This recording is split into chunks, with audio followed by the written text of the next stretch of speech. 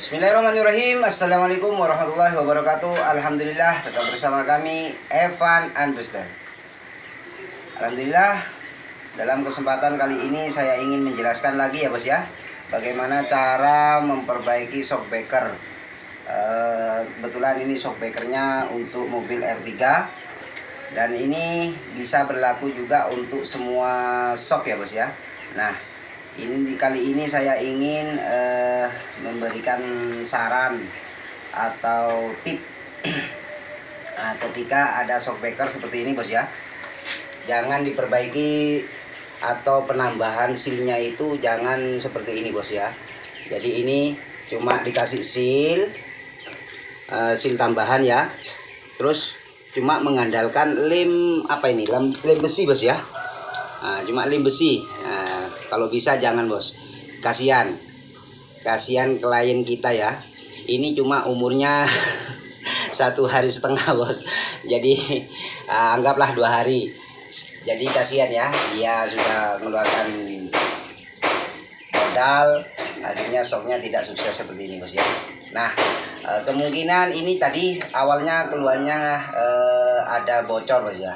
Nah, untuk shock sekarang ini kan semuanya sistemnya banyak yang shock yang sistemnya sudah pakai gas. Jadi ketika ada kebocoran pasti itu sealnya itu kemungkinan itu bocor.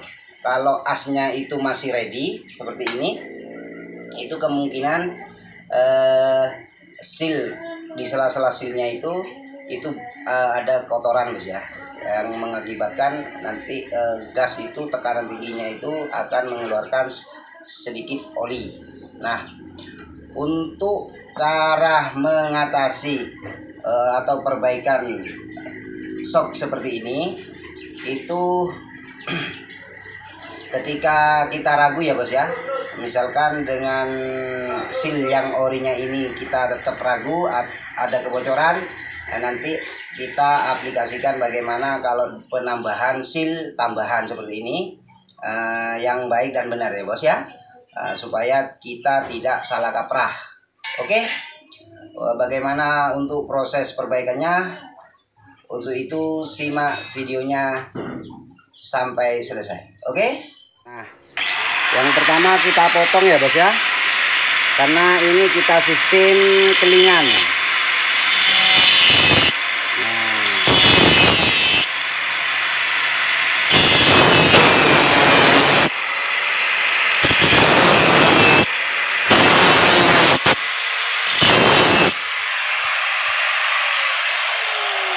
Nah, cara motongnya juga hati-hati ya bos ya, cukup kita ambil ujungnya aja bos ya, kita sisakan karena nanti untuk tutupnya itu kita gunakan untuk sebagai ring rumah kelingannya nanti bos ya.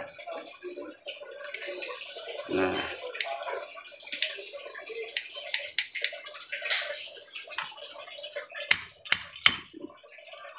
jangan sampai untuk asnya kena gerenda bos ya.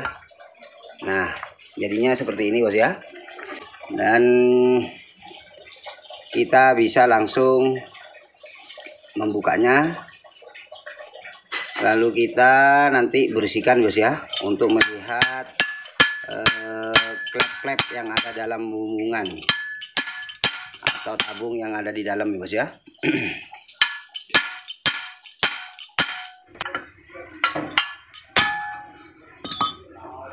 Nah, setelah kita lepas seperti ini bos ya, tinggal nanti kita membersihkan.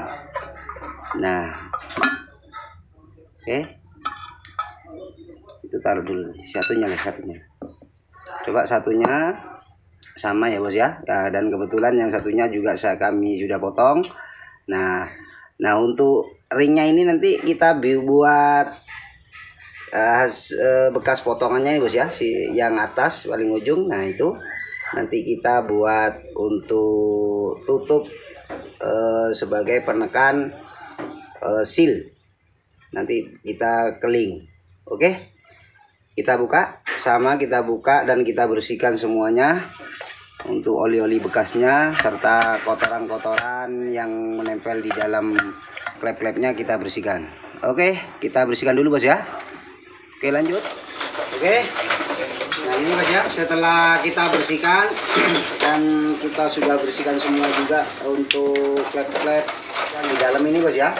Nah, kita langsung ke proses untuk pengisian olinya.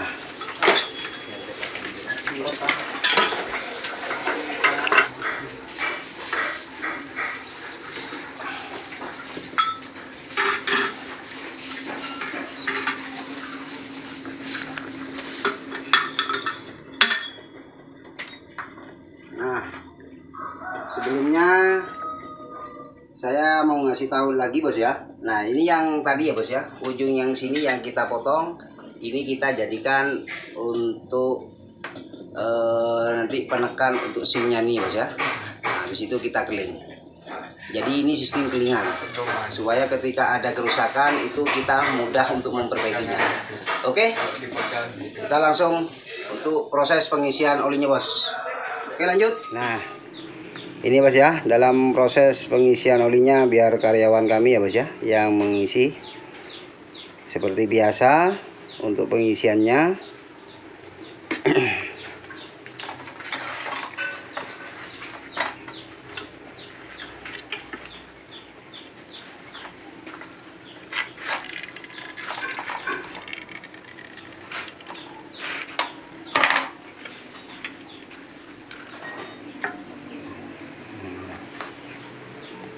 Ketika masih kurang kita tambah bos ya, sampai rata bumbungan yang dalam.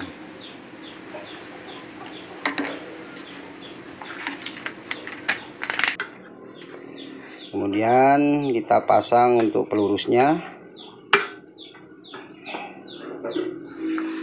Di situ langsung silnya pasang.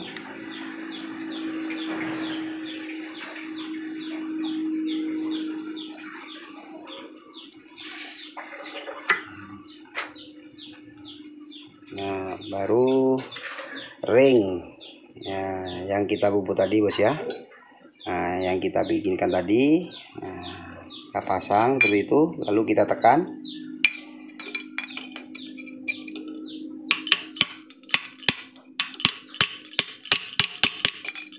Nah, seperti ini.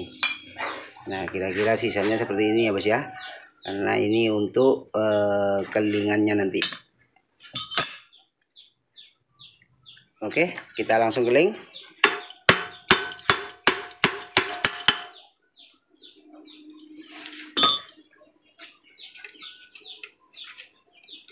Nah, itu untuk pengecekan ada kocak apa enggak bos ya.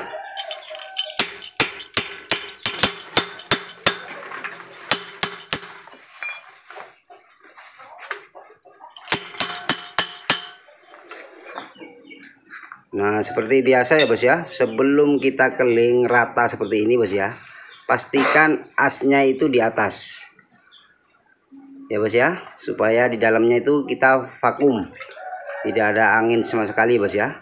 Nah, kemudian setelah kita keling, untuk mengetes ada kebocoran apa tidak, kita tes sama air lalu kita tekan bos ya.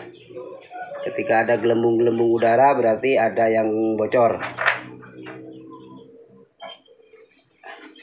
Nah, alhamdulillah ternyata aman bos. Nah, ini yang tadi ya bos ya, shock yang parah, yang tadi yang bocor parah ya. Nah, terus jadi ketika kita bikin seperti kelingan atas seperti ini, alhamdulillah ternyata tidak ada kebocoran bos. Nah, oke, seperti yang saya jelaskan tadi ya bos ya, ini shock yang tadi cuma diakal, cuma ditambah seal, tambahannya itu cuma dikasih lem besi.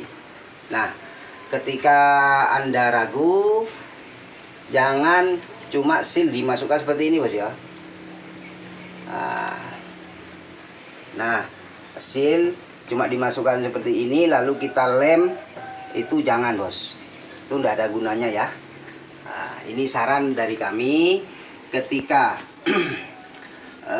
kita ragu ketika kita ragu untuk perbaikan shock itu ada kebocoran apa tidak, ketika mau menambah seal tambahan seperti ini, usahakan kita buatkan dulu rumahnya sealnya bos.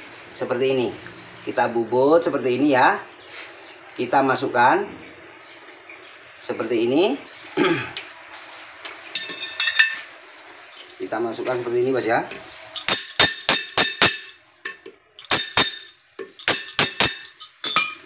Nah, usahakan diameternya ya juga pas bos ya.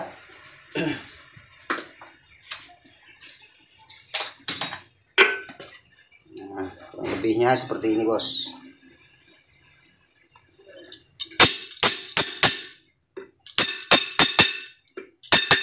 Nah, setelah masuk seperti ini, baru kita masukkan seperti ini bos.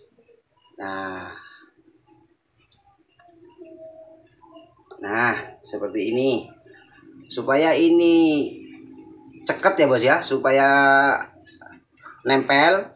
Itu caranya bisa kita patri. Nah, kita patri seperti ini. Berhubung ini sudah tidak bocor bos ya, jadi eman-eman kalau dikasih seal tambahan. Tapi kalau untuk menjaga supaya lebih amannya lagi, monggo silakan ditambah seal tambahan seperti ini. Oke.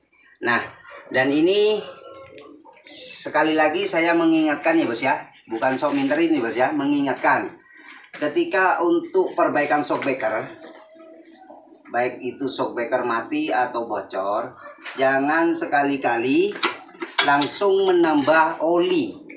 Nah, istilah di sini langsung disontek ya bos ya, kita tambah olinya, jangan bos ya.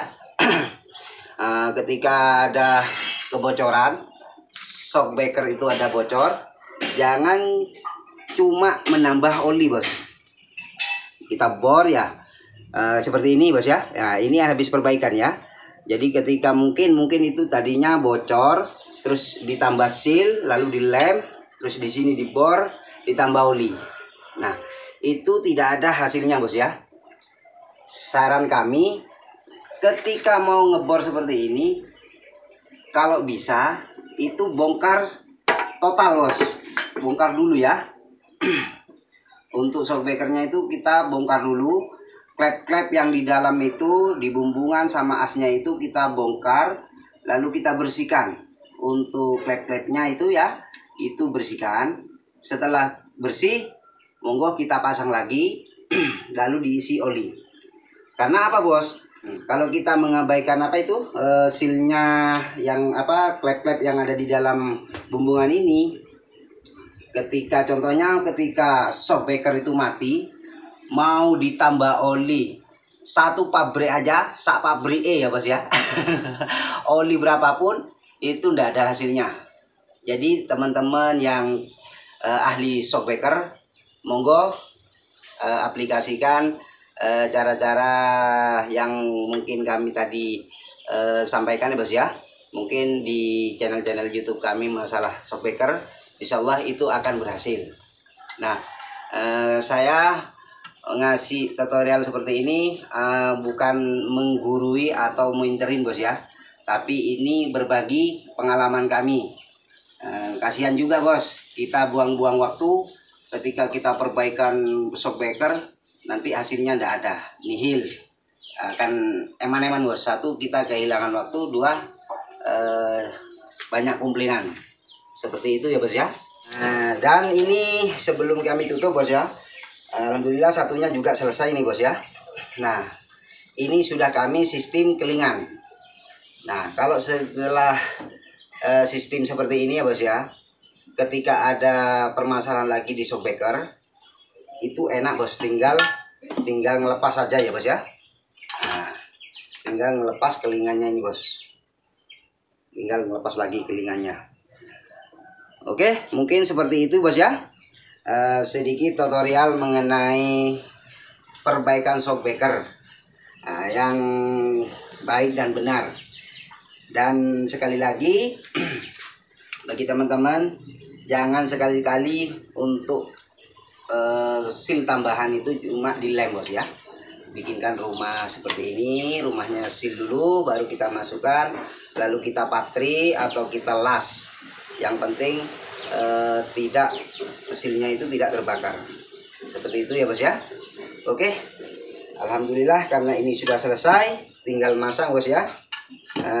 Semoga sedikit tutorial ini bermanfaat bagi kita semuanya. Dari kami mohon maaf apabila ada kesalahan, dan kami akhiri. Terima kasih. Assalamualaikum warahmatullahi wabarakatuh.